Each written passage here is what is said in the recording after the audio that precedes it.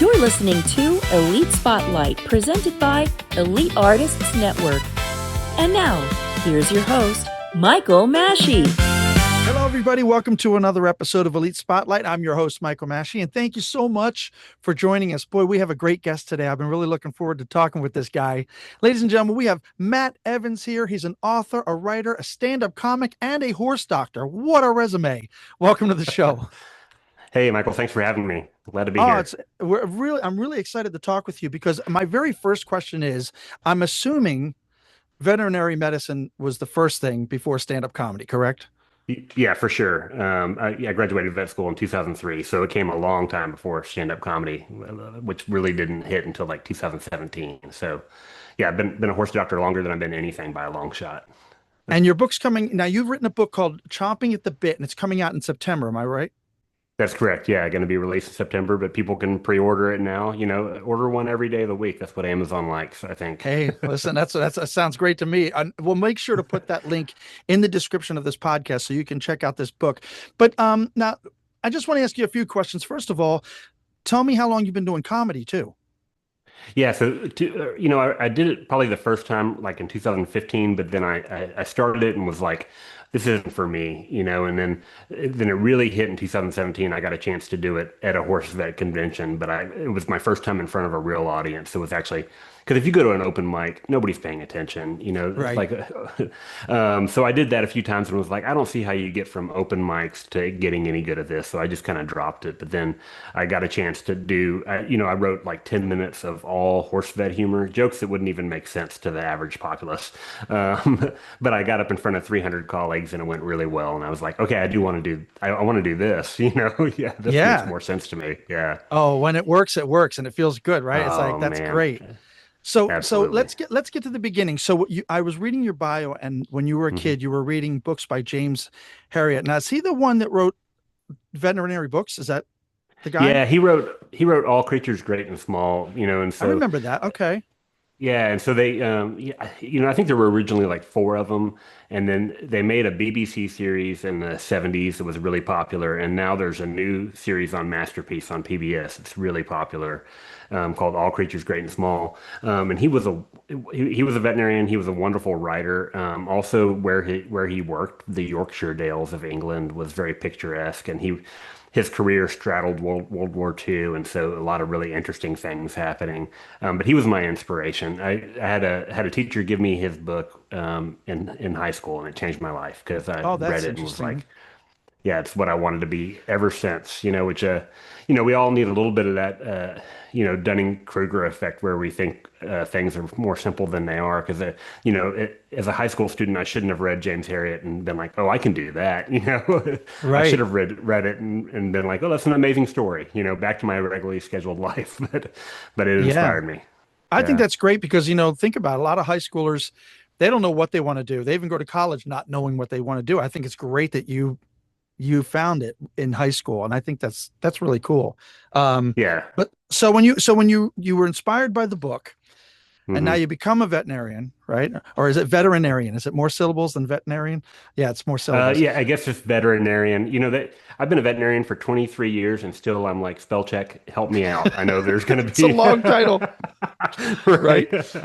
We'll just Yeah. call you Doc. How about that? Just Yeah, that's Doc. fine. I like that. Yeah, perfect. So let me ask you this. So now you get into doing that. So when did you first realize that real veterinary life was going to look different than what you were reading from high school? Right. Yeah, I think really quickly. I think even in veterinary school, I realized that maybe, because as I was going through veterinary school, I thought it was going to be, James Harriet worked on everything, dogs and cats and cattle and everything. And I thought I would do that too. And pretty quickly I realized not only didn't have a background in like food animal, like cattle and pigs and stuff, but also I didn't have much interest in it, which surprised me. And so like I realized, oh, I need to really find what I'm going to do. And I didn't really want to be a small animal veterinarian, and work in the clinic all day. And then I wasn't raised around horses at all. But then they expose you to everything in veterinary school. And as soon as I saw a horse, laid hands on a horse. So I was like, oh, I really want to work on horses.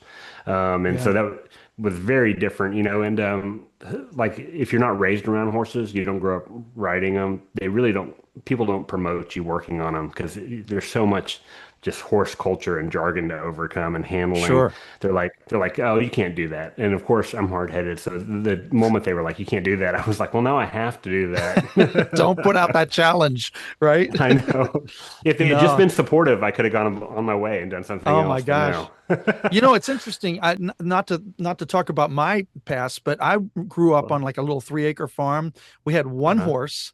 We had all kinds of chickens and Yeah. had a little type of a farm. I loved the one horse, but I got to tell you a funny story. I used to ride the bareback, right?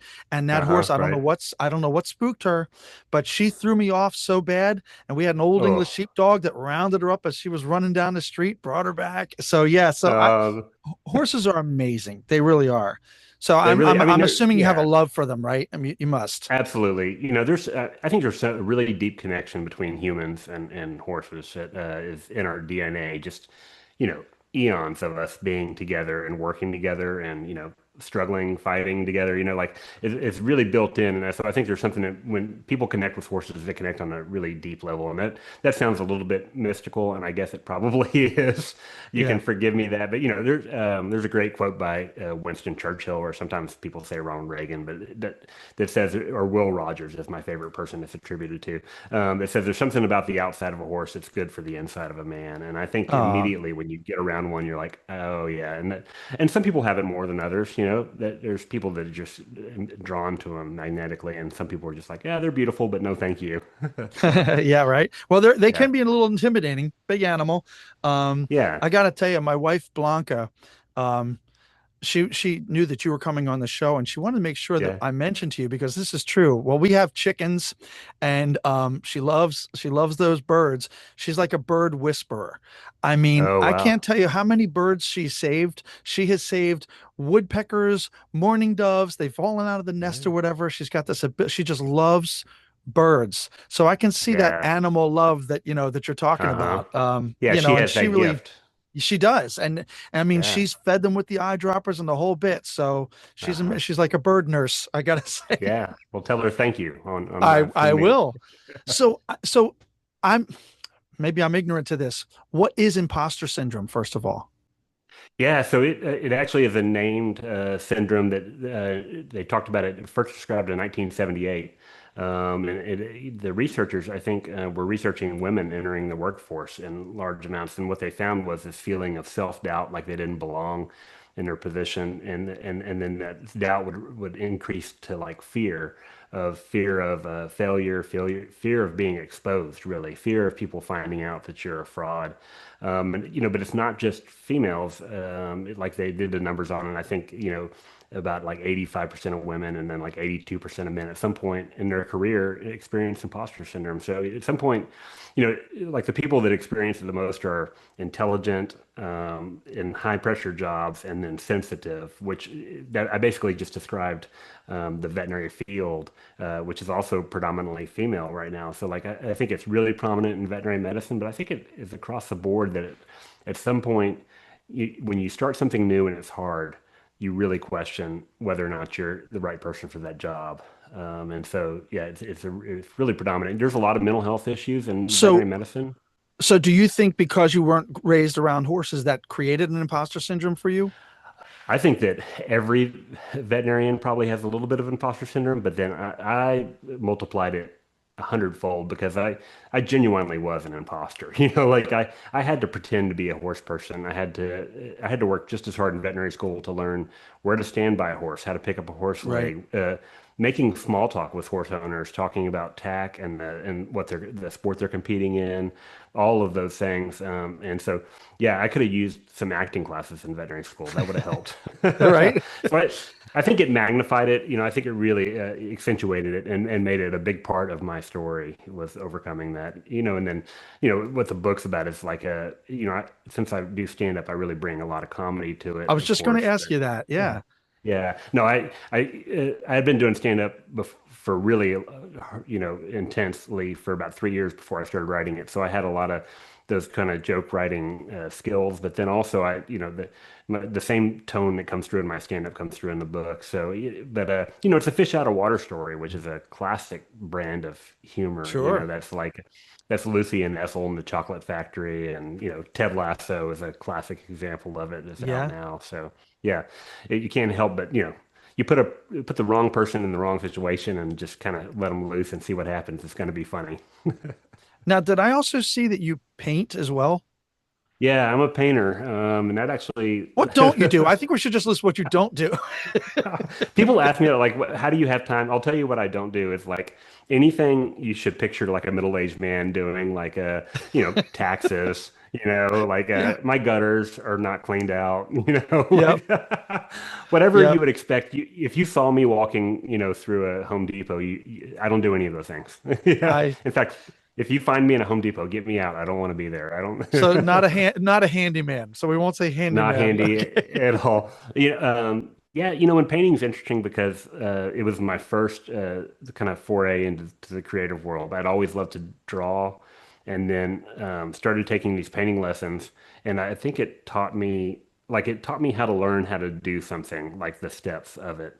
Like you get interested in it, you seek instruction, you read every book that's written about it, you find all the blogs, you start to look at a lot of art, and then the real trick is you make a lot of art. That's what's behind me is just piles, and this is like one hundredth of all the stuff I made, and this is stuff I like. I've got hundreds of canvases that got painted over or thrown away, or it's just like you got to close that gap by making it. So I think that taught me that pattern played out again in stand up and then in writing too, and Are your over and paintings, over again. is it more of just a hobby or do you sell them?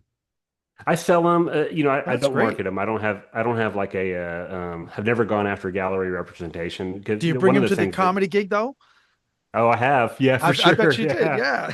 Yeah. That's For sure. And awesome. sometimes, if I have like a charity show, I'll bring one to auction off or something like that. And when I do sell them, what I'll do is ask people pay me enough that I can buy some more paint materials because paints are expensive. And then I volunteer to teach art at a foster home where we Oh, live. that's It's called wonderful. the Burke Center for Youth. And it's a group home for boys that can't be placed in routine foster care for a number of reasons. So there's like 30 boys there, and so every Monday I go and teach art there. So I'm always like, give me a little bit of money so I can buy some paints, and then donate whatever you think the painting's worth to the Burke Center, and hopefully occasionally the Burke Center gets a big windfall. Maybe people just are like, I don't think this painting's worth anything. But No, I think that's great, and you're doing for a good cause. Now, I'm sure being in your industry that you've met a lot of people that want to get into the industry or but just fellow colleagues. So tell me what makes a good mentor or a colleague in the field, and how did those relationships shape your growth as a veterinarian? I think mentorship, I bet it's important in all fields. I mean, it has to be. I see it in everything I've done from veterinary medicine to painting to stand up to writing. You need people to help you along, and a good mentor can save you years of messing around. And so, my first job, and that's a lot of what I wrote about in that book. My boss needed me to be a functioning associate, and I needed mentorship. And so, where we crossed paths and where I couldn't meet his expectations and where he came up short as a mentor, kind of as a stress point in the book. That's where some of the conflict comes through in it. And so, I learned from that as new graduates, veterinarians, we do need some mentorship, especially in equine world. You don't get a lot of hands-on in school. Yeah. The volume of caseload is just not high enough. And so what we have at our clinic now is that we hire new graduate veterinarians for a year. They're called interns. They stay with us for 1 year. So they have their DVM. They could go out and do whatever they wanted, but they choose to spend 1 year with us, and they get a ton of hands-on experience and really one-on-one mentorship. We have two in the clinic now, but we have six other doctors. So they get a lot of mentorship. And so that's been really vital. Actually, this year, I'm taking a sabbatical to promote my book and to go on a speaking Mm. tour at vet schools. And I think the thing that made me saddest was we started our new interns in June, and I only had a month with them, and I realized I wasn't going to get to be there to be a part of their first year experience because it's a magical thing to watch somebody grow from a new graduate veterinarian to a competent veterinarian and to watch them become fully the doctor they can be. So that gave me like July 3rd or whatever, when I realized that I wasn't going to be part of that. It was like I really had the blues. Yeah, yeah. So yeah. So you do public speaking. Yeah, I do. So, since I was like, how could I promote the book? And I have a bunch of veterinary jokes. So my first idea was like, I'll just go to vet schools and do like 30-minute comedy set. I can make them laugh about Yeah. veterinary medicine. But, as I started researching like imposter syndrome, and then I got exposed to a podcaster, speaker, comedian named Paul Ozenkup. He has a wonderful podcast, not to promote other podcasts on your No, that's podcast, okay. The more the merrier. called the Laugh or Death podcast, and through meeting him, I realized like humor wasn't just important in my life. Like it's really important in everybody's mental health and our ability to overcome hard obstacles.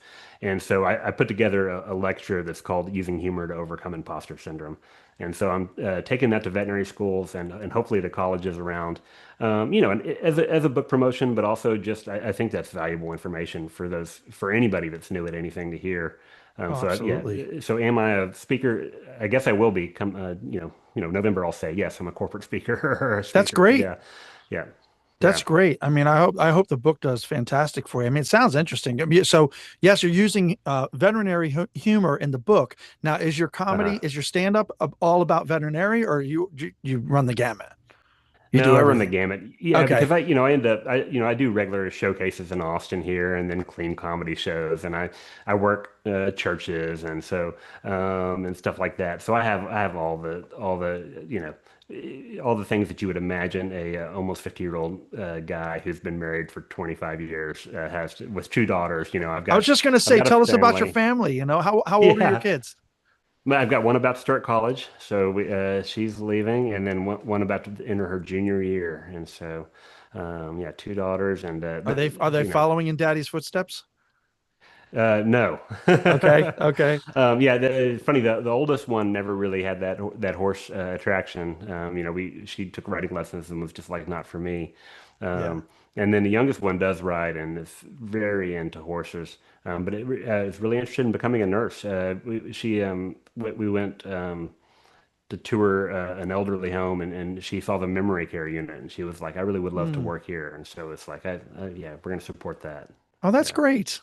That's yeah, great. And you're in Austin, you said, right? So do you have a farm yeah. there? Do you have horses now?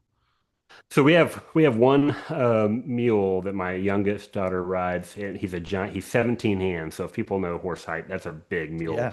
and he Is it does this way? Is it this way dressage or this way? this way, Okay, this horizontal. way. Yeah, yeah, Gotcha. exactly. So Okay. it's about 4 inches, and Okay. so and that's to the shoulder height is what they're measuring. Yeah. But he does dressage, which is like if you ever seen dressage, it is like watching grass grow, but it is it is a horse being used to its utmost physical balance. It's like ballet or figure skating on a horse. So they're so controlled. The rider and the horse are so in sync, and so I love it. He shows up at the dressage shows, and everybody can't believe a mule can do it, but he's really good at it. Yeah. Oh, that's awesome. So, I don't want to keep you too long because I know you're a No, you're busy fine. man, but so let me ask you this. So, someone reads your book. What's the most important thing you want them to get from your book?